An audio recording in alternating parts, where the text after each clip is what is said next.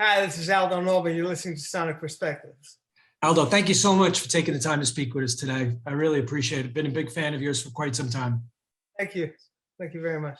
So you have two CDs coming out. You got in April. The first one is due out April 1st. It's called The Life and Times of Eddie Gage, which features 10 songs from a 25-song rock opera. And the other CD is Aldo Nova 2.0 Reloaded, which is coming out April 19th. And it's 9 of your classic songs reimagined. So Right. Let's start in release order and talk about The Life and Times of Eddie Gage, which is autobiographical in nature. It's pretty much autobiographical. I mean, it's like the dates all coincide, and it's pretty much my history and my business with my history in the music business, how I went about and how I got signed, and then how the way the record companies took advantage of me, the lawyers, the managers, etc. Then then at a certain point you just get discouraged and you go down. That then you reach redemption. Yeah. I mean the lifetime of Eddie Gage goes from 21 to 65. It's not like a 2-year period. It's a whole lifetime, but it's the beginning of a lifetime. So I think the CD is fantastic. I thought it was fantastic to hear you again. I missed your CDs and your music for so long. You've been gone way too long. What'd you think of it? I really liked it. I loved it, actually. I have a lot of favorites. I have some questions too about some specific songs. Okay. I really did. I guess my first question was, you're only sharing 10 of the 25 songs. So do you feel that these 10 properly portrayed and conveyed the story? They can't give you the full story, but what they do convey is, that's why I picked those 10 songs, is because it gives you the notion that you understand that it is a rock opera and that it's not just a regular record. That's the thing about it. I mean, you go all the way from like the super hard rock, Hey Laddie Daddy, to Free Your Mind, which is like Eddie Gage in concert. Then it's the ballad. Then it's like King of Deceit, which is like 40-piece orchestra and one voice. Then it's super heavy metal instrumentals, like Welcome to the Psycho Ward. You can tell the story is going on. It's not just a regular 10 cumulative songs, but the thing that it stands as a whole, but you can take each little piece of it and it stands on like you. Sorry about that. I should disconnect. No worries. It's my friend from Australia. He's actually I thought the songs all stood on their own and they all worked well together as a comprehensive rock opera. So I thought it was really well done.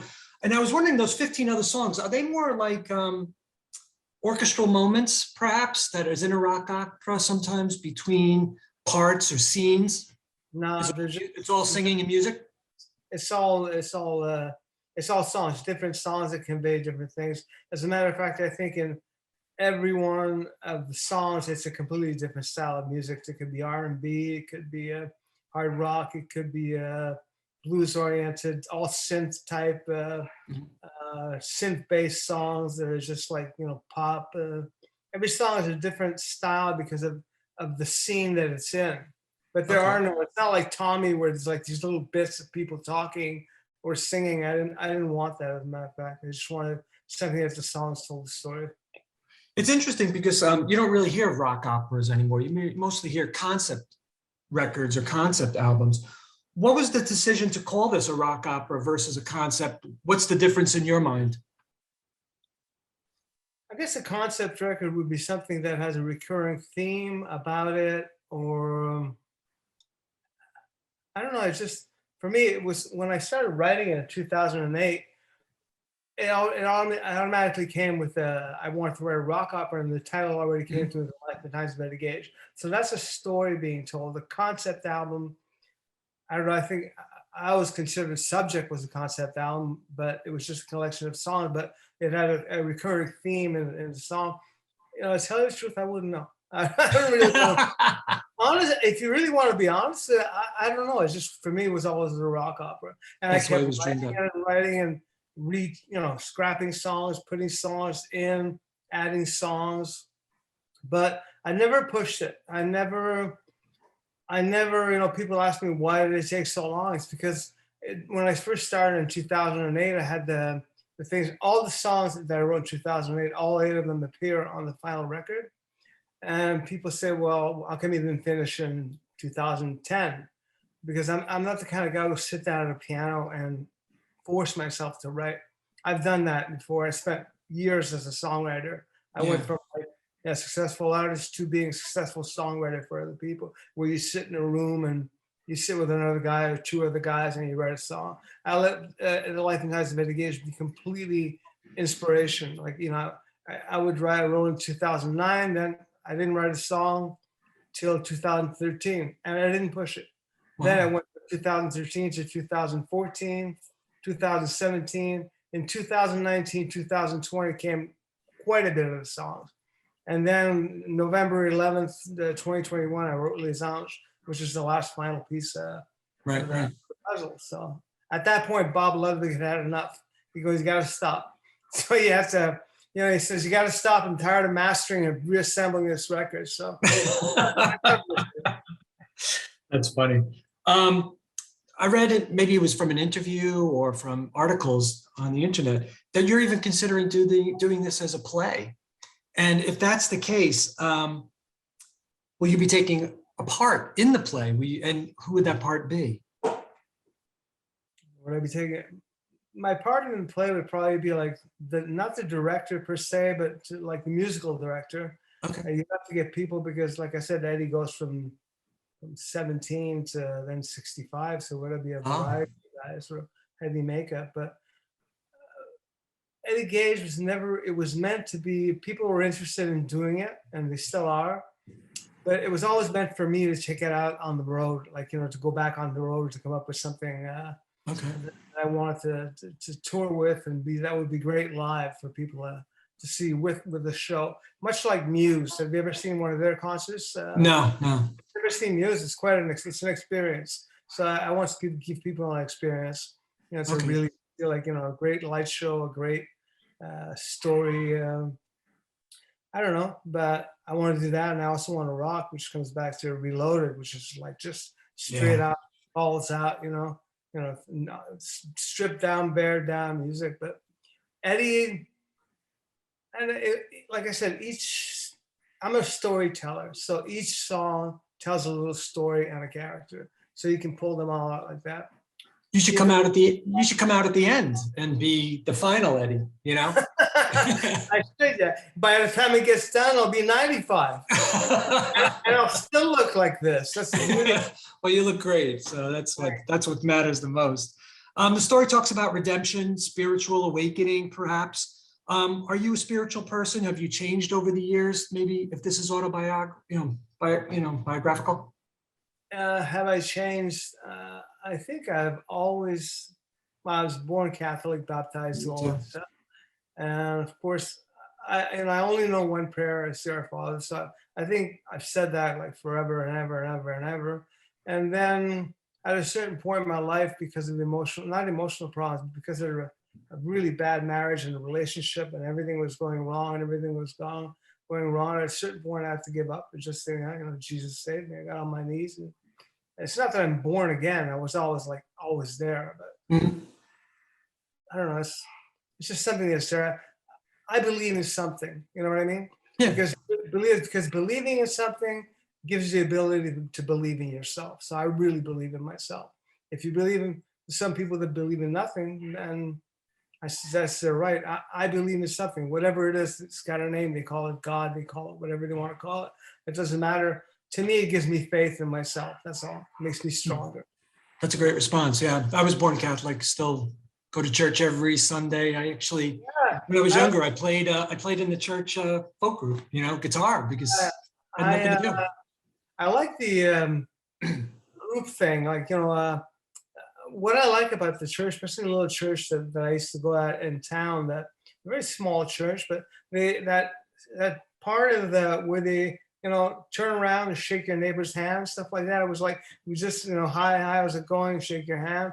I really enjoy the communal part of it. You know, people get together and do one thing, you know, so it's like a small version rock concert with like the biggest icon in the universe. You know what I mean? There's nobody that's ever going to touch that kind of icon, like the universal mass. You know, people want to be rock stars, but I mean, there's one huge rock star. So That's true. That's true. You know, I started doing the folk group at church because I was having issues at work. I was getting nervous making presentations. So I said, what better way to get over my stage fright or my nervousness by going out and playing in front of 500, 600 people every Saturday night? And that did the trick. And, you know, I feel more confident now when I have to make a presentation at work. So no matter I, what they say. I have no problem playing. It's like once I get on the actual stage, I have no problem. But at the beginning, no matter through all the areas of my life, it's no matter what tours and whether I was 24, whether I was 1991 during my last tour, Blood on the Bricks, all the guys were fired up. You know, it's like, oh, let's go kill him. And I'm the kind of guy that goes like, oh, I want to kill myself. And then the lights go on, and it's just like, and then it's just like explodes. But before the show, I'm like, I don't know, oh shit, I want to kill myself. And then everything's goes up, and you got guys like Phil that's going, oh, I want to kill him. Everybody's going out, and I don't know. It's just that thing, you know. Like, It switches. It's like a light switch for you. yeah, it's a light switch. It's fun. Yeah. You get in front of people, entertain them. Very cool. Um, You touched upon this earlier about your influences by R&B. I love the single "Free Your Mind." It has a Motown vibe, R&B, particularly in the chorus. You're a big fan of that? And am I correct with my assessment that that's kind of accurate? yeah, I love everything. I mean, I started playing at clubs when I was 16 years old, and 16 years old, when you're playing in clubs that play 4 nights a week, 4 sets a night, 45-minute sets, and whatever the band that got the most work was the band that sounded the most like the record. So, you know, each week, or you'd have to learn 2 new songs with like the new singles. So I sort of got used to imitating the voices and the styles and things like that. So over the years, my musical palette is like, it's like wide. I mean, you know, it's just like, it's over the years, I've played everything. I was in Beatlemania for 4 years. Wow. I've dressed up as George Harrison for a while. Oh, wow. Yeah, but that was interesting because I'd play like, it wasn't just like, you know, we'd go out and we have a review. So one review was like 2 sets of the night was disco, all dressed in silk and whatever the kids. So I sang those, and you had all the girls like, you know, flocking. I was 22 years old. And then the third part of the show was you dress up as like a Shauna now with the costumes, and I wore these silly glasses. So then the interest of the girls started to wane. And by the time I put on the Beatle wig, it was over. They didn't want to know anything about me anymore. Completely over. You know, so yeah, so like I said, my palette is like so wide, and that's why the Eddie Gage is so wide, because Yes. I took all my influences, and it's like a big Italian soup. It's like a minestrone. You take all these things, you put them together, and you make one great soup out of it. You know, so that's what I did. I took everything, and you know, I made one style, which is like, I made my own unique style. That's great. It is a diverse CD. You know, it really truly is very diverse. Every song has a different vibe to it. Yeah, well, and I really like Say a Little Prayer. It's a moving song. It works, like I mentioned earlier, well, it works well in the rock opera, and it works well just as a standalone single. You know, it talks about hope and redemption. Tell me about its creation and its place within the rock opera. Say a Little Prayer is song 23 on the rock opera. It's just before the end. It's at a certain point, like I said, Eddie starts at 17, gets discovered 23, signs a record contract, 24, his album comes out, keeps going. Then he hits the down point, and he just goes into seclusion at a certain point. You know, after everything is the downfalls and pitfalls with the bad girl influences, and starts doing dope and drink, and he goes into seclusion. And at a certain seclusion, like I said, he comes back into touch with his faith. And like he hears a voice that says, you know, go out and, you know, spread your message, and that's what it's about. It's about his redemption. His redemption comes after with "Burn Like the Sun," which is also on the EP. That's when he really like comes into himself, and you know, everything comes full force. And it's funny because that song was written on June 6, 1989, and recorded. Wow. And that's my demo. I mean, that is a 2-track. All I had was a 2-track demo of that. Really? Luckily, I had that song. That song, what's strange about it is because I had forgotten I had written it completely. So one day I had DATs, DAT tapes. I don't know if Yeah. they're I remember very, them. they're very like unreliable. It's like the tape shatters on them. So while I still had them, it wasn't very labeled well. So I went to the studio and was doing the transfers. So as I was doing the transfers, I'm not listening. I yap a mile a minute, talking with the guy, and my wife is sitting in the back, and she hears the song go by, and she goes, "Wow!" And so and the guy had split the songs by 1 or 1. She goes, "What's that song?"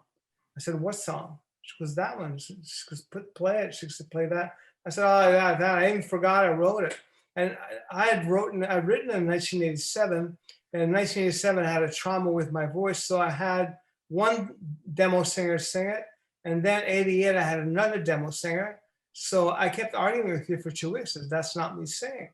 That's not me singing, because by some freak accident, the guy, when he transferred it a half a tone lower. The song was in E minor, now it's in E minor. So my voice came down Wow. until I had to admit that it was me. So that song was written in 1989, which is the beginning of where the first song I wrote. And it ended up being the final song on the album, except Les Anges, which came after. That's wow. Yeah. And you wrote all the words too, not just the music, back in 89? I wrote everything, yeah. Wow. Very prophetic in how it works within the opera too. It's incredible. Yeah, I went from being like nowhere to being nowhere, but at least I had a meaning. At least I went up somewhere in between, you know. So no, that's a great. It's still a long road ahead, but I mean, I'm happy. Oh, that's a great story. Thank you for sharing that. That's fantastic. And you have another album coming out, and it's funny because you call that an EP, but it's really 10 songs. I think in my mind, an EP is 4 songs. So just for all the people listening, it's really 10 songs on this EP, 10 songs out of 25 songs. I mean, that's an EP because the album is like 2 hours and 5 minutes long. Right. It won't be more expensive than a regular record. That's the beauty of this, because I own everything. I mean, another thing that was great about doing Eddie Gage is since, I mean, all my new projects now, I own them. It's like everything is paid for, even my videos, everything's paid out of pocket. So whatever cent I have, even if it's extra cent, I invest it in myself. And it gives me control. So if I want to do an album or sell it like for, like $13, I'll sell it, even if it's 2.5 hour album. It also gives me the chance to decide what artwork I want to do, is whatever great artwork. Like Eddie Gage, when I finally got the physical copies, I didn't think that the cover stood out enough. So I scrapped 1,000 CDs and reprinted another 1,000 with a new cover. Wow. Which really looked like a rock opera. So that gave me that. And it also gave me the chance to put a 16-page booklet in it with like the most amazing liner notes. I don't know if you read the liner notes. I did. I read them. I mean, those are like old-fashioned liner notes. I mean, yes. It's like really in detail, but these are really detailed. It's like I use like that string and that the pedals and the guitars, the guitars and everything. It really goes in detail. My philosophy on life, and so I have the capabilities of doing that. So I don't. I enjoyed it. I enjoyed reading it. I thought it was really nice. You don't see that anymore, particularly now with all the downloading. You don't really get that. So I really enjoyed that from being a kid. You always engaged in that part. Yeah. What's funny, because a lot of people want vinyl nowadays. It's like the biggest selling form. Yeah. So I can't wait to do a vinyl of Eddie Gage. I've already calculated with Bob Ludwig. It takes five discs to put the whole record on there. Oh, wow. Imagine a sleeve of 5 discs. So that's huge. It's a great project. It's like a box set, right? Yeah. Well, the box set is going to be actually the EP. It's going to be like reloaded. It's going to have my album Nova's Dream, which is my instrumental album, which I put out in 1997 that I managed to regain my master's back. and the rock opera. So that will be in a box with having a USB key, and on the USB key there'll be all the liner notes and the photos and Wow. everything. There'll be signed photos and Oh, things that's like that. great. Yeah, it's complete like multi. The videos will be on it. Everything will be on it. So. Oh, cool. I look forward to that. Yeah. Talking now about 2.0 Reloaded, which is out April 19th. The songs on a CD sound far more powerful and sonically better than the originals. What was the thinking behind redoing these classics? What? Wow. I've been hiding in my basement or just working. I'm a constant workaholic. Even now, I'm in the middle of like editing my second video because I spent all this money trying to do videos, and then there was no film. There was nothing. So I ended up doing like the video to free your mind myself, and I'm doing Burn Like the Sun. I was just working at home, constantly working, and then the COVID thing hit, and people were starting to do COVID things at home. So I figured, me and my wife said, why don't we do something for COVID? It doesn't, YouTube doesn't cost anything.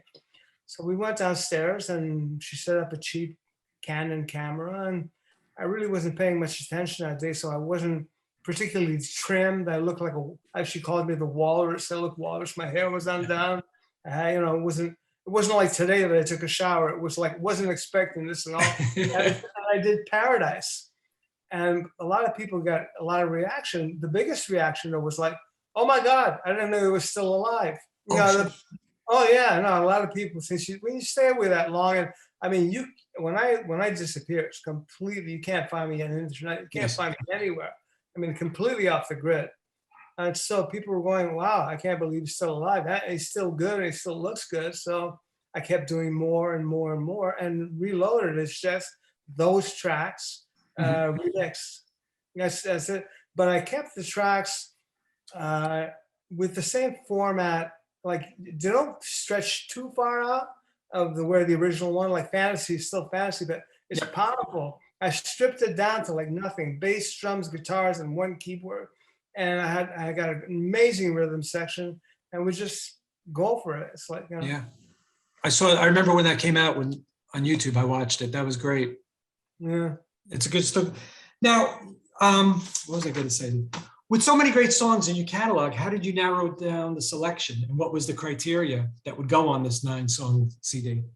I think when I decided to do Reloaded, I had all these songs, and I talked to Missy at my distributor, and she said, you should do something with them. Then I just got the idea to do Reloaded, and I said, why not do it? And they were there. They sounded great. My performances were great, and they added something like like the solo section in "Fooling Yourself" goes as the Dream Theater. I mean, it just goes completely out there.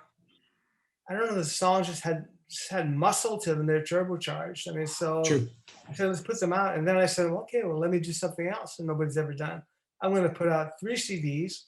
One's for all the songs. One is the songs with no lead vocals, and the other was a song with no lead guitar. There's a 3-disc thing, so you can learn the songs. You can karaoke to them because there's a booklet with and you can play solos. I'm always been one for individualism, for being unique. If you have the chance to learn something, let's say out of 1,000 people that buy the CD and jam along with it, if there's one guy that develops a certain unique talent because of it, well, mission accomplished as far as that is concerned. And nobody's ever done it. You know what I mean? Nobody. There's no record company in the world that would allow that, to release the record company the actual tracks. So for me, I mute the lead vocal, I mute the guitar, and I'm done. No, it's a clever idea. Was there ever consideration of putting some old early demos of those songs on a CD? God, the early demos back then, everything was tape. I mean, tape frazzles. And my early demos that I did became my album. It wasn't as if I had demos and I went into the studio and re-recorded them. My early demos, my 24 tracks, became my album. They just got remixed by Tony Bon Jovi, but that was my album. So those were my demos. Got it. No, that makes sense. My favorite song on the whole CD, of course, is Monkey on Your Back. It's always been one of my favorite songs. It's got a killer groove. I have to wonder, did that song start with the bass riff? Did you come up with the bass riff first for that? Since that's such a groove. Did I come up with the bass riff? I write everything on acoustic guitar or piano, because to me, if a song doesn't hold up on either acoustic guitar or piano, then it's not a good song. Mhm. So I just started writing it. It had a good groove, and I don't know. Everything comes to me in a mass. It grooves. It sounds like it's got to sound sleazy. I mean, It does. the song's a sleazy song. It's about drug use and drug abuse, and a young junkie and a prostitute and all these guys, and a pimp and a monkey, which is a monkey on your back. And there's even there's a line there from John Prine. There's a hole in his arm where all the money goes. That's an old, if you know Yeah. John Prine, it's like, he's like, that's one of his old lines. I picked that up. Oh, that's fascinating. But the Reloaded is a lot funkier than the original one. Yeah, I thought so. It's got a lot more punch, like you said, too. It hits you. You're talking about autobiographical. Was that song autobiographical in any representation? What you were seeing in the 80s? Was it maybe you? Was it somebody you knew that was going through that?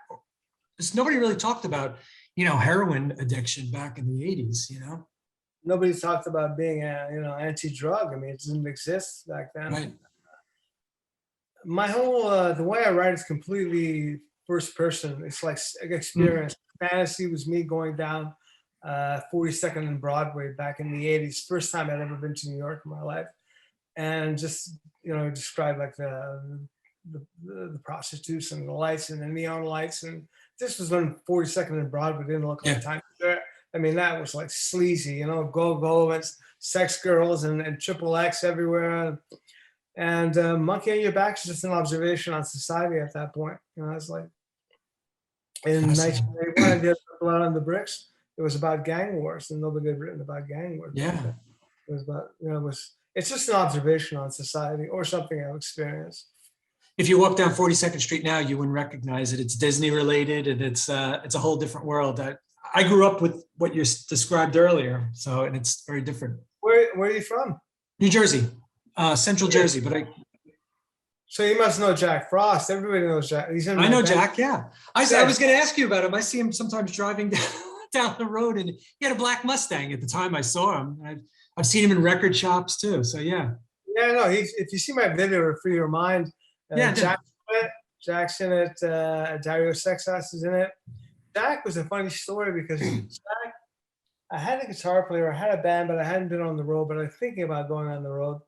And I get an email one day because on my Facebook page, I had my email. I got an email one day, and he says, I've seen your video, Survivor, which was a big production, and I've got to play with you. And this was 12:30 on a Tuesday afternoon.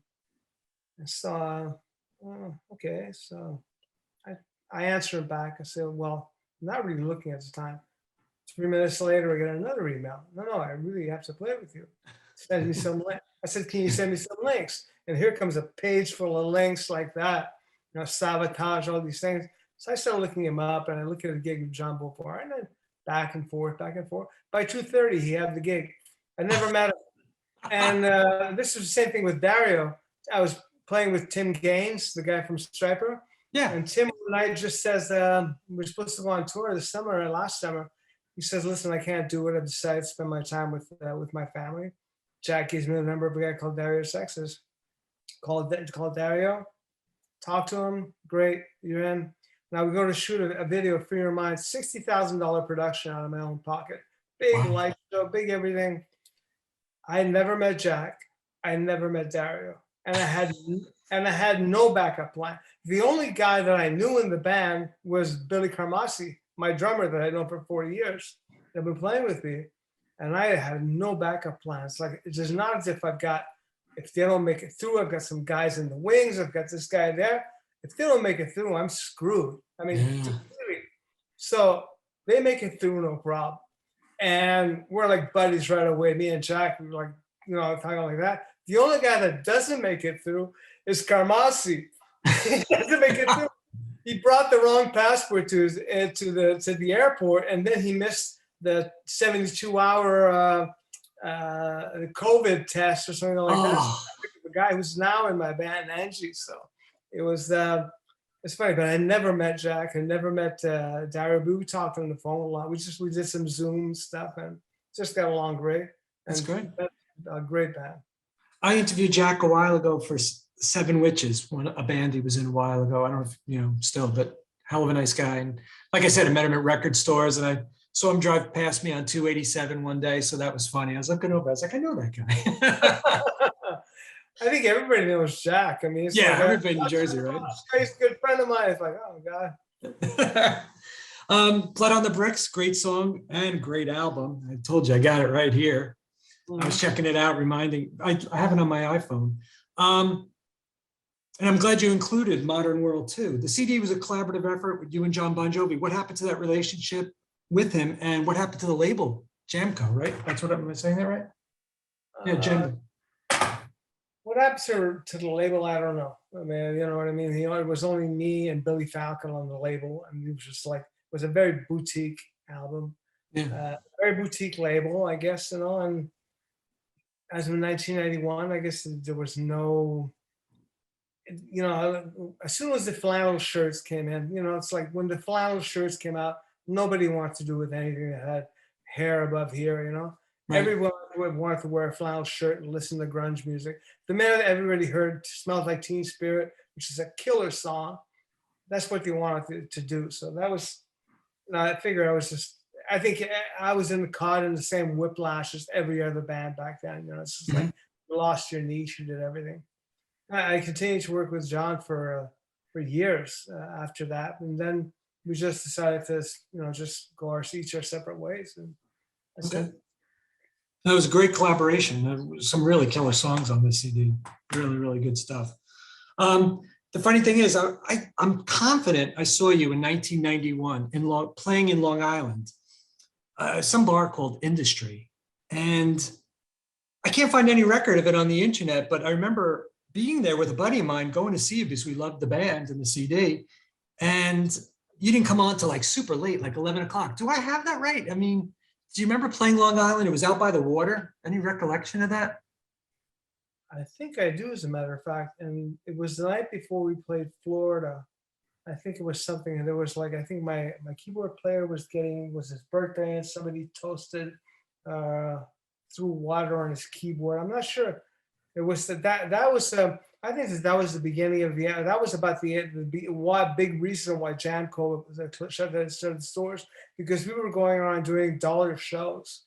We toured all over the country, and we played basically for free for $1. Yeah. I mean, that was all coming out of tour support, you know what I mean? But that was just coming out of Polygram that gave it to John, that gave it to us. But so to tell you the truth, 91 is a long time. Now. 33 years away. I don't know how far that is. But I do remember, I'm confident I was there to see you, and my buddy and I, we went to see you, and it was a good show, but it was super late. We got there super early because driving to Long Island from New Jersey, and you guys didn't come on until super late. And we're like, oh my God, now we have to drive all the way home. I doubt it. We used to go on like clockwork. I mean, you know, really? If you saw me back then, it was with Phil X was in the band back then. Yes. So. Yeah. Back in the day, right? And I have the question: do you still have the leopard tights from the fantasy video? No, actually, the top went to one groupie, and the other one went to another groupie somewhere. No, they got lost along the way. They sort of just shattered. I mean, you know, when you're on the road back then, you don't have any wardrobe taking care of yourself. So eventually, you carry them, and there's nobody's. You don't wash them at a certain point. Then you do wash them; they disintegrate because the woman that designed that suit designed costumes for strippers. So I said, okay, we'll design me a costume in leopard motif. So she made me that, and that's about it. And that's how I came out with that. No, the record company did not know I was going to step out of a helicopter wearing that suit. They were expecting something else. But I'm glad I did it. I'm known as the guy with the leopard print suit with lasers down the guitar. That's when That's when MTV was fun, though. I mean, Yeah, that was the very beginning of MTV. I remember that when I was a kid, yeah, hearing it that was, song. yeah, that was like, I think the third song they played, but it was Yeah. great. Back then it was fun because you used to have to sit to a certain hour or whatever and watch the TV and to wait till your favorite video come on, and then you get into rotation. So they play you 4 times, 5 times a day. And that was the whole thing. That was new. People were actually coming out, it's like Fantasy's actually got a prelude, before before the song starts, it's got a little story. Yeah, it's So fun. yeah, it was fun. It was fun So having, lazy. like I said in my booklet, it was fun having complete creative control even back then, like I said, but they control where the money went. So Oh, it's a great story. On your Facebook, you hinted a tour. Will we see that anytime soon? the story, yeah, when time permits it, when everything gets opened up here, like I said, when the tourists come, I want to wait for the right agency, and I want to go out there, and I want to play like either small headliners or opening up for a decent act or something like that. But I want to have as most exposure. So I like, first of all, to take things like in steps. In other words, doing press like you, and then going on and then putting out um, Eddie Gage, then putting out Reloaded, and getting a momentum. I think growing a momentum, and then eventually getting a good booking agency, that'll come and see me rather than me chasing it around. And if I go to see somebody now, people are just going to think, oh, this guy's 65 years old, he's fat, he has no hair, he's only written 1 song, he's a has-been, blah blah blah. It's like people get a mentality of you, so it's kind of hard to get that out. You have to admit, you have to call a spade at a certain point in your life and just say, well, till they see otherwise, well, that's that's what they're entitled to their opinion. So I've got to prove them otherwise. I've got to prove the We contrary. have some great clubs and bars up here, and theaters for that. So that'd be perfect to see you in those type of environments. And Oh, perfect. Yeah, that would be great. Yeah. hopefully, I don't have to drive to Long Island to see you. I can see you in New Jersey. My last question for you is, you mentioned it earlier, you got another CD that you're working on that's all instrumental. Tell me a little bit about that and when you think that's coming out. Everything's going to be coming out in 2022. I'm trying to just put everything out as much as possible, and then work on touring. You know what I mean? Then just bust my ass on tour. I did the Nova's Dream in 1994. This was there was MIDI, but everything was done on 24-track analog tape. I had a 4-track sequencer. I had amazing musicians. The song was written and recorded in 3 months. It's probably considered my best work. It's called Nova's Dream. And it has invented languages, it's like, the music is very experimental, going from classical to jazz to everything. And the beauty of that was that I did not own the masters. And for the 2 weeks preceding, or 3 weeks, I kept listening to this album, and I guess going, wow, this is really, I'd love to put this out, but how much will it cost me to buy the masters? Yeah. One day I go to the mailbox and I get a letter from the record company. I figure, oh, well, they come to collect, this unrecouped, the record I sold. I found out it only sold worldwide 14,000 units. Mm-hmm. Oh no, it made $14,000 Canadian. Then they sell 14. It made $14,000 Canadian gross since 1994. I get this letter and expecting the bill, and the guy says, "Listen," his name is Bob Schreiber. He goes, "You made the music. You are the music, so I believe you should own the music." So he gave me back my masters at no cost, even though it was $69,000 in the hole. Yeah. So I owned those masters. I mean, it was a gift from God, and it's like unbelievable. So Fantastic. that's but the record was done with no modern day technology. A 4-track sequencer, a 24-track tape, and it sounds, everything is like, all the echoes are by hand. All the sound effects are tuned by tuning and pitch, and all done by ear. It's amazing. If you hear this record, you'd see it's impossible to recreate even today. So that's like. Well, I look forward to hearing for that, and hopefully maybe we could talk when that comes out again. That would be wonderful. Yeah. And I want to put a request in, so when you do play live and you do come to New Jersey, I want to hear Bright Lights. You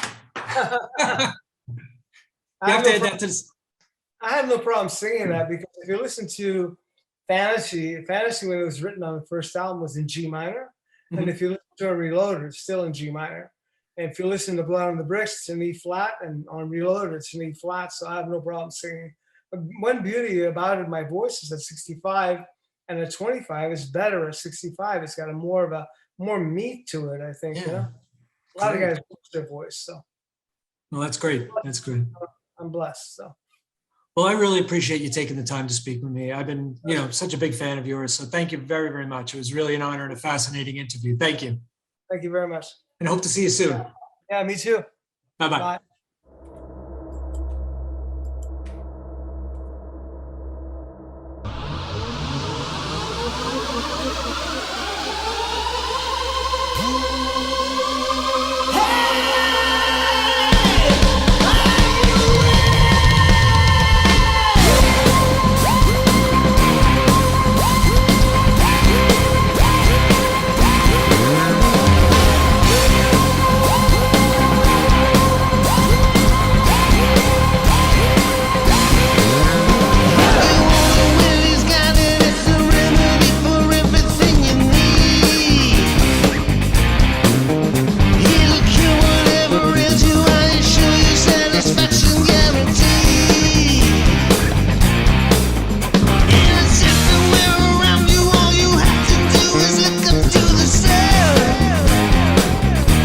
We're